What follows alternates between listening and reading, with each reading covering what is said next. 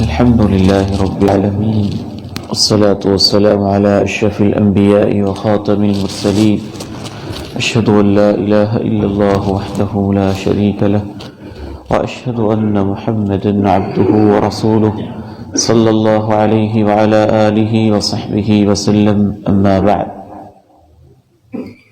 فأعوذ بالله السميع العليم من الشيطان الرجيم، من همزه ونفخه ونفثه. بسم الله الرحمن الرحيم. الحمد لله رب العالمين الرحمن الرحيم مالك يوم الدين. إياك نعبد وإياك نستعين. اهدنا الصراط المستقيم، صراط الذين أنعمت عليهم غير المغضوب عليهم ولا الضالين. آمین. شروع اللہ کے نام سے جو بے حد مہربان مسلسل رحم کرنے والا ہے. تمام تعریفیں اللہ ہی کے لیے زیبا ہیں جو تمام جہانوں کا رب ہے، بے حد مہربان اور دائمی رحم کرنے والا، بدلے کے دن کا مالک. صرف تیری ہی ہم عبادت کرتے ہیں، صرف تجھی سے ہم مدد مانگتے ہیں. تو ہمیں سیدھا راستہ دکھا دے، ان لوگوں کا راستہ جن پر تو انعام کرتا رہا، غیر المغضوب علیہم ولا الضالین، جو غضب یافتہ نہیں ہیں اور گمراہ نہیں ہیں. المغضوب غضب سے ہے. غضب کا معنی ہوتا ہے غصہ، ناراضی. المغضوب علیہم، جن پر اللہ ناراض ہوا، جن پر اللہ کا غضب نازل ہوا، جن پر اللہ تعالیٰ نے غصہ فرمایا. جس پہ اللہ ناراض ہو جائے اس کے پاس پھر باقی بچتا ہی کیا ہے. تو بندہ مومن نماز میں سورہ فاتحہ میں اللہ تعالیٰ کے حضور یہ دعا کرتا ہے اور یہ درخواست پیش کرتا ہے، اللہ ان لوگوں کی راہوں پہ چلانا جن پہ تو نے انعام کیا، انہوں نے تیرے انعام کی قدر کی، تو نے ان کو راستہ دکھایا، وہ تیرے راستے پہ چلتے رہے، چلتے چلتے تیری جنتوں میں پہنچے.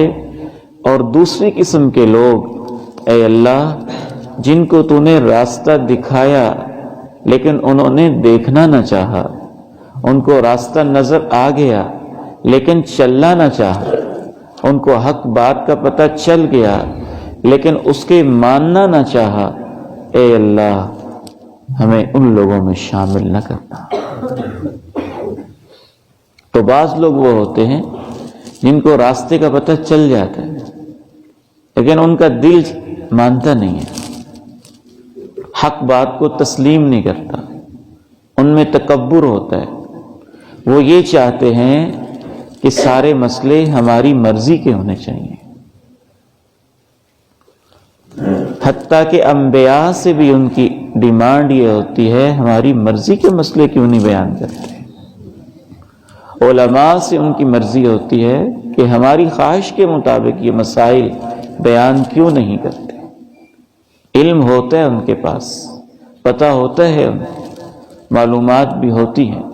تو ایسے لوگوں پر اللہ کا غضب نازل ہوتا ہے. یہ کس طرح کے لوگ ہوتے ہیں؟ ان میں سر فہرست یہودی ہیں. ہر بات کا انہیں پتہ تھا، اہل کتاب تھے، تورات کے عالم تھے، جانتے تھے کیا ہے. ان میں سے جو پڑھے لکھے لوگ تھے، ان کے نمائندہ اور لیڈر لوگ تھے، خوب جانتے تھے لیکن عمل نہیں کرنا چاہتے تھے. اور اسی وجہ سے قرآن مجید نے ان کے بارے میں کہا، یعرفونہ کما یعرفون ابناءہم، اللہ کے پیغمبر کو ایسے پہچانتے ہیں جیسے کوئی شخص اپنے بیٹوں کو پہچانتا ہے. کسی کے 5 6 7 بیٹے ہوں، ہم شکل دوسرے کے لیے پہچاننا مشکل ہو جاتا ہے، لیکن باپ کبھی نہیں بھولتا۔ کہا میرے پیغمبر کو ایسے پہچانتے ہیں جیسے اپنے بیٹوں کو لوگ پہچانتے، اس کے باوجود نہیں مانا۔ ہر مسئلے کا علم تھا، نہیں مانا۔ علم ہو عمل نہ ہو تو اللہ کا غضب نازل ہوتا ہے۔ پھر اس وجہ سے بعض دفعہ یہودی کیا کرتے تھے کہ وہ مسئلے بدل ہی دیتے تھے۔ تورات میں مسئلہ اور طرح سے ہے، کبھی انہوں نے معنی بدل دینے ہیں، کبھی الفاظ بدل دینے ہیں۔ کبھی الفاظ بدل دیتے، اس کو تحریف کہتے ہیں، تحریف لفظی، لفظ بدل دیتے، وہ آیت ہی آگے پیچھے کر دیتے، نکال دیتے، جو اپنی مرضی کی آیت ہوتی وہ اندر داخل کر دیتے۔ اس قدر زیادہ انہوں نے اپنی کتاب میں تبدیلیاں کی، لفظی تبدیلیاں بھی کر دیں، کہ آج بھی تورات کے اندر باقاعدہ بہت سارے نبیوں کے بارے میں ان ظالموں نے یہ لکھا ہوا ہے کہ نعوذ باللہ فلاں نبی نے زنا کیا اور فلاں نبی نے شراب پی۔ کیا وجہ؟ محض اس کی بات نہ ماننی پڑے، نبی پر بھی الزام لگا دو، تو اس کو تحریف لفظی کہتے ہیں۔ تو اللہ کے غضب نازل یہودیوں پہ کیوں ہوا؟ وہ وجوہات میں سے پہلی وجہ علم ہے، عمل نہیں۔ دوسری وجہ اندر کے سے اتنے متکبر ہیں کہ وہ چاہتے تھے سارے مسئلے ہی ہماری خواہشوں کے مطابق۔ اگر کوئی مسئلہ اپنی مرضی کے مطابق نہیں ہے تو اس آیت کو یا نکال دیتے یا اپنی مرضی کے مطابق مسئلہ چاہتے تو اس کو داخل کر دیتے۔ فَوَيْلٌ لِّلَّذِينَ يَكْتُبُونَ الْكِتَابَ بِأَيْدِيهِمْ ثُمَّ يَقُولُونَ هَٰذَا مِنْ عِندِ اللَّهِ فَوَيْلٌ لَّهُم مِّمَّا كَتَبَتْ أَيْدِيهِمْ وَوَيْلٌ لَّهُم مِّمَّا يَكْسِبُونَ۔ تباہی ہے ان لوگوں کے لیے جو اپنے ہاتھوں سے لکھتے ہیں پھر لوگوں کو کہتے ہیں یہ اللہ کا حکم ہے، یہ اللہ کی کتاب ہے۔ تباہی ہے ان کے لیے جو ان کے ہاتھ لکھ رہے ہیں، تباہی ہے ان کے لیے جو وہ کمائیاں کر رہے ہیں۔ اور کبھی تحریف معنوی کر دیتے، اسے تحریف لفظی کہتے ہیں، کہ آیت نکال دینا یا اپنی مرضی کی آیت داخل کر دینا اور کہنا کہ یہ تورات کا حکم ہے۔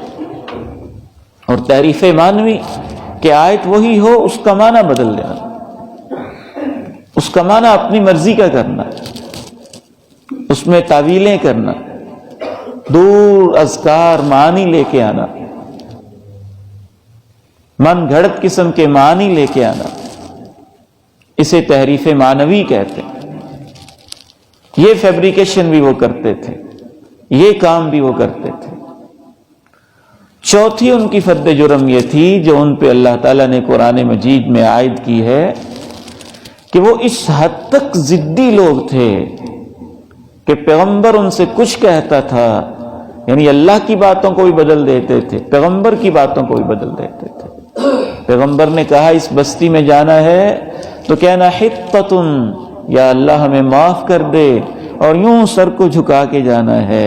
وہ یوں اکڑ کے کہتے ہنتۃ، اس نئی بستی میں ہمیں گندم چاہیے۔ حد درجہ کے ضدی اور ہٹ درم۔ پانچویں فرد جرم قرآن مجید ان پہ یہ عائد کرتا ہے جس وجہ سے ان پہ غضب نازل ہوا کہ جو انبیاء ان کی مرضی کے خلاف مسائل بیان کرتے تھے ان کو ویسے ہی نعوذ باللہ قتل کر دیتے تھے۔ بس اوقات یہ حرکت بھی کرتے تھے۔ آج امت اسلامیہ کو آپ دیکھیں، یہ نہ سمجھیے کہ اس میں صرف یہودی ہی ہیں، یہودی اس کلاس کی نمائندگی کرتے ہیں جس کے اندر بھی یہودیوں والی صفات ہوں گی اس پہ اللہ کا غضب نازل ہوگا۔ آج اس امت کا حال دیکھ لیں، حق بیان کرنے والے کہاں ہیں، ان کے ساتھ کیا کیا سلوک کیا جا رہا ہے، کیسے کیسے ٹی وی چینلز پہ آ کے لوگ قرآنی آیات کے معنی کو بدل رہے ہیں۔ کس کس انداز میں فتوے بیچے جا رہے. کون ہے اس امت میں جس کو علم نہیں ہے، اور کون ہے جو علم پہ عمل بھی کر رہا ہے؟ تو ایسی چیزوں کی وجہ سے پھر اللہ کا غضب نازل ہوتا ہے. فَبَاءُوا بِغَضَبٍ عَلَى غَضَبٍ وَلِلْكَافِرِينَ عَذَابٌ مُّهِينٌ. غضب بالائے غضب، دوہرا دوہرا غضب، دوہری دوہری اللہ کی ناراضگی. ایک اور قوم ہے جس پہ اللہ کا غضب بڑا نازل ہوا ہے قرآن مجید کی روشنی میں، وہ ہے منافقین. ان پر بھی اللہ کا بہت غضب ہے. وہ اوپر سے کچھ ہے، اندر سے کچھ. صراط الذین انعمت علیہم، اے اللہ ان لوگوں کی راہیں دکھانا جن پر تو نے انعام کیا. غیر المغضوب علیہم، جن پر غضب نہیں ہے. جب اللہ کا غضب ہوتا ہے پھر دنیا میں ذلت نازل ہوتی ہے. ضربت علیہم الذلۃ والمسکنہ، ذلت اور مسکنت نازل ہوتی ہے. آخری بات عرض کر کے میں اجازت چاہتا ہوں، جب اللہ کا غضب نازل ہو جائے کسی فرد، کسی معاشرے، کسی قوم کے اوپر، دنیا میں اللہ اس کو ذلیل کرتا ہے اور آخرت میں اس کے لیے عذاب مہین ہوتا ہے. فَبَاءُوا بِغَضَبٍ عَلَى غَضَبٍ وَلِلْكَافِرِينَ عَذَابٌ مُّهِينٌ. جب اس کی روح نکالی جاتی ہے تو اس کو پہلا جملہ ہی یہ کہا جاتا ہے، ایتھا النفس الخبیثہ فی الجسد الخبیث. اور خبیث انسان، خبیث جسم کے اندر پلنے والی بدروح، نکل اس جسم سے، آج تیرے اوپر اللہ بڑا ناراض ہے، تیرا رب تیرے اوپر غصے میں ہے، وہ تیرے اوپر بہت سخت ناراض ہے. پھر قبر میں، حشر میں اس کے ساتھ یہی سلوک ہوتا ہے. تو غضب نازل ہونے کی بنیادی وجوہات علم ہو، عمل نہ ہو. آیات کو تحریف لفظی آگے پیچھے کر دینا، بدل دینا. آیات کی تحریف معنوی، مفہوم بدل دینا، معنی بدل دینا. جیسا کہ آج کل امت اسلامیہ کے بہت سارے علماء سوء، ضمیر فروش قسم کے لوگ بھی یہی کام کر رہے ہیں. وہ قرآن جو توحید سمجھانے آیا تھا اس سے شرک کے دلائل دیے جا رہے ہیں. جو قرآن ایک اللہ واحد کے دربار پہ انسانوں کی پیشانی کو یوں جھکانے آیا تھا، اس سے طرح طرح کے شرک کے انداز ثابت کیے جا رہے ہیں. تحریف معنوی، علماء حق کو، انبیاء کو قتل کر دینا، اس حد تک آگے بڑھ جانا. ضد، اناد، ہٹ درمی اور دنیا کی خاطر اپنی آخرت کے سودے کر لے.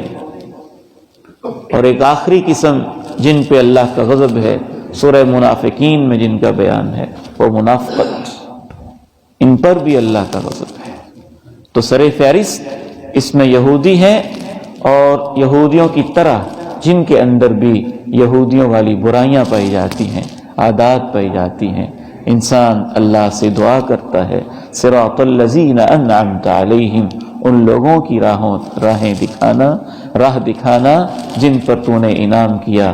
غیر المغضوب علیہم، جن پر غضب نہیں کیا گیا. ولا الضالین، اور جو گمراہ نہیں ہیں. کل انشاءاللہ ہم اس کی وضاحت کریں گے کہ گمراہ ہونے سے کیا مراد ہے، کون لوگ گمراہ ہیں اور کس طرح سے گمراہ ہوتے ہیں. اللہ تعالیٰ سے دعا ہے ہمیں صراط مستقیم دکھائے، اسی پر چلائے، اسی پہ زندہ رکھے، اسی پہ موت نصیب فرمائے، اور اسی پہ چلاتے چلاتے اللہ ہمیں اپنی جنتوں میں داخل فرما دے. وآخر دعوانا ان الحمد للہ.